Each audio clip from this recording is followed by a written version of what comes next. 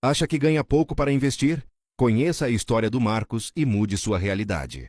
Muita gente acredita que ficar rico é questão de sorte, herança ou simplesmente estar no lugar certo na hora certa. Em alguns casos pode até ser, mas essa coisa de estar no lugar certo e na hora certa, por exemplo, é só para quem já está preparado para oportunidades que aparecem no caminho. Se você não estiver preparado, nunca vai entender o que é o lugar certo e o que é a hora certa. A verdade é que por trás das pessoas que conseguem multiplicar patrimônio, existe um padrão de hábitos. E para te mostrar isso de forma clara, eu vou te contar a história do Marcos. Ele era uma pessoa comum, cheio de dívidas, gastava o que não tinha em coisas supérfluas e vivia constantemente preocupado com dinheiro. Até que um dia ele percebeu que, se continuasse daquele jeito, passaria a vida inteira preso a boletos, sem nunca conquistar a liberdade financeira. Foi nesse momento que tudo mudou. Ele decidiu estudar e aplicar os mesmos segredos que pessoas ricas usam para construir e multiplicar fortuna. E a transformação que aconteceu na vida dele pode acontecer na sua também,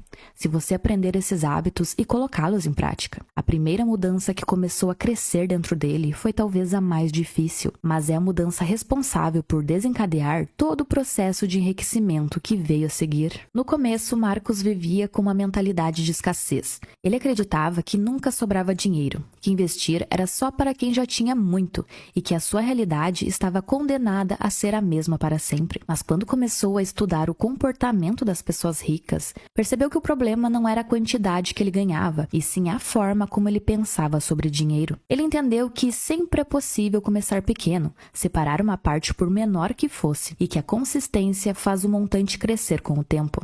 Essa virada de chave transformou a sua mentalidade de escassez em uma mentalidade de abundância. E depois de entender isso, parou de viver para status. Antes, todo o dinheiro que entrava era gasto em roupas novas, celulares de última geração e saídas caras. Tudo para impressionar pessoas que muitas vezes nem se importavam com ele. Aos poucos, ele percebeu que pessoas ricas valorizam mais a liberdade de tempo do que a aparência. Elas preferem investir em algo que gere retorno no futuro, do que em objetos que apenas perdem valor. Foi aí que Marcos começou a priorizar escolhas que compravam tempo e tranquilidade em vez de somente aparência. E talvez a mudança mais decisiva tenha sido assumir a responsabilidade pela própria vida financeira. Antes, Marcos culpava o governo, o salário baixo, a crise ou até mesmo o azar por sempre estar endividado. Mas observando os ricos, percebeu que eles não ficam esperando condições perfeitas. Eles agem com aquilo que têm, tomam decisões e assumem as consequências. Quando ele aceitou que a sua situação era resultado direto das suas próprias escolhas, ganhou o poder para mudar. Afinal, se ele era o responsável pelos erros do passado,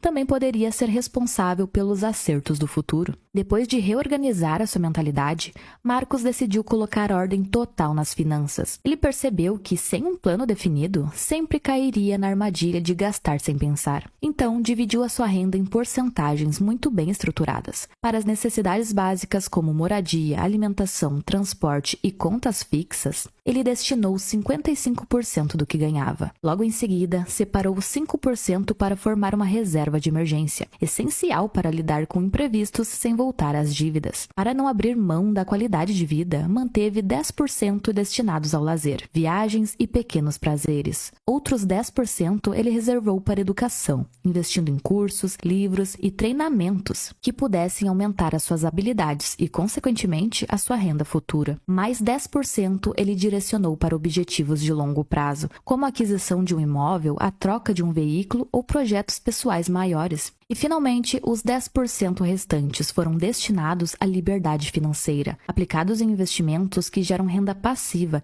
e fazem o dinheiro trabalhar por ele. Essa nova estrutura deu a Marcos não apenas o equilíbrio no presente, mas também um plano sólido para construir segurança, crescimento e independência no futuro. Perceba que, no total, 25% da renda foi destinada a investimentos. A primeira parte, os 5% destinados à reserva de emergência, ficou aplicada em investimentos extremamente seguros e líquidos. O objetivo não era rentabilidade, mas sim segurança e acesso rápido em caso de imprevistos. Já os 10% reservados para projetos de longo prazo, como a compra de um imóvel ou troca de veículo, ele colocou em renda fixa com prazos compatíveis com cada meta. Dessa forma, ele garantia uma rentabilidade maior do que a reserva, sem correr riscos desnecessários. necessários. Por fim, os 10% destinados à liberdade financeira foram aplicados de forma diversificada, em ativos com maior potencial de crescimento, como fundos imobiliários, ações sólidas e até parte em renda variável internacional. Esse equilíbrio fez com que Marcos tivesse 3 camadas de proteção: segurança imediata com a reserva, planejamento estruturado para metas de longo prazo e crescimento de patrimônio para conquistar a independência financeira. Com o tempo, Marcos entendeu que essas porcentagens não precisavam ser fixas para sempre. Elas eram apenas o ponto de partida para dar organização e disciplina.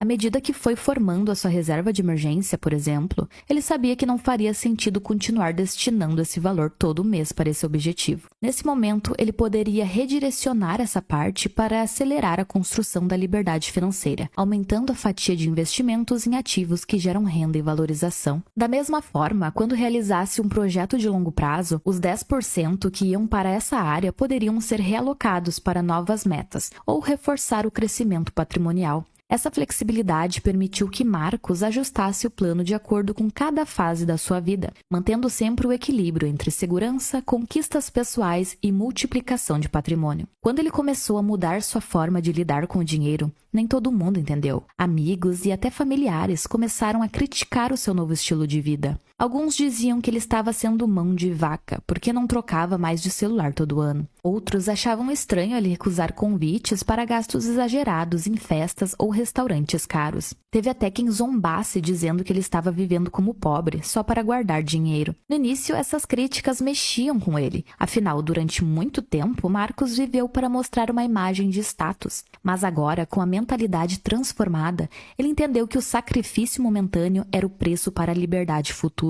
Enquanto os outros buscavam aprovação imediata, ele buscava construir algo sólido. E aos poucos, as mesmas pessoas que riam começaram a notar que Marcos tinha menos preocupações. Não vivia mais afogado em dívidas e começava a conquistar metas que antes pareciam impossíveis. Ele começou a investir R$600 por mês em ativos que rendiam 12% ao ano. Ele tinha a disciplina de reinvestir todo o ganho, sem tocar nesse dinheiro, usando juros compostos, deixando o dinheiro trabalhar e gerar rendimentos sobre rendimentos. Podemos ver o poder dessa estratégia. Em apenas 5 anos, os aportes mensais dele resultaram em aproximadamente R$48.200, sendo que o valor desembolsado foi de R$36.000. Com o tempo, ele conseguiu aumentar o seu salário, graças àquele valor que foi destinado para sua educação.